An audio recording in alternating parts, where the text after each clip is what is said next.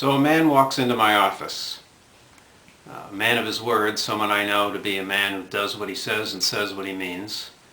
A man walks into my office and he has a gun. And he says to me, "Now Dave, what I'd like for you to do is take all the furniture here in your office and move it out into the waiting area, or else I'm going to shoot you." So what is it you think is going to happen here? I'm going to move the furniture. I can move the furniture to save my life, and I think you would too. A week goes by, man returns, same man, same gun, and he says, "Now Dave, what I'd like for you to do is sing the Star-Spangled Banner. The first verse will be sufficient. Sing the Star-Spangled Banner, or else I'm going to shoot you." Well, what's going to happen here? I think I'm going to sing. I can do that, and I think you could too, if that's what it was to save your life. A week goes by, the man's back one more time, and this time he has an associate with him. And the associate wheels in a cart full of electronic equipment. And the man says, "Now Dave, my colleague here, he's got lie detecting equipment. Up to date, state of the art, the best electronics on the planet for detecting human emotion. I'm going to ask him to hook you up to the lie detecting equipment. And then I just want you to relax, or else I'm going to shoot you." What's going to happen here?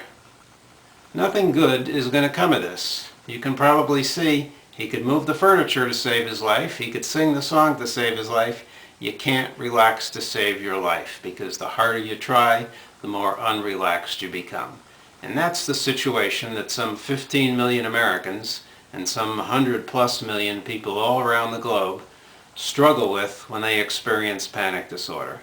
Struggling, fighting to calm down, to relax, and all the while getting themselves dug in further, finding that they become more and more tense, more and more troubled, more and more panicky, even as they try and fight this off. Now, what makes this so intuitively obvious, that you could move the furniture to save your life and sing the song, but you can't relax to save your life? It goes to the heart of the fact that there's a couple of rules in life. And one of them is the rule that governs our interactions with the real world. And the rule here is, the harder you try, the more you struggle in the real world, the more likely you are to get what you want. And that's a useful rule. But there's a second rule, a rule that governs our internal world of thoughts and emotions and sensations. And in here the rule is quite different. The rule in here says, the more you don't want of something, the more you don't want a thought, a feeling, a sensation, the more you struggle against it, the more you have of it. A very different rule from the one that prevails in the real world. And God help you if you didn't get the memo about the second rule and you try and deal with your emotions by fighting and struggling and trying to control them. That's what you have with panic disorder and anxiety disorders. And the way out is not to struggle more, not to try even harder, but to learn how to work with rather than against these feelings.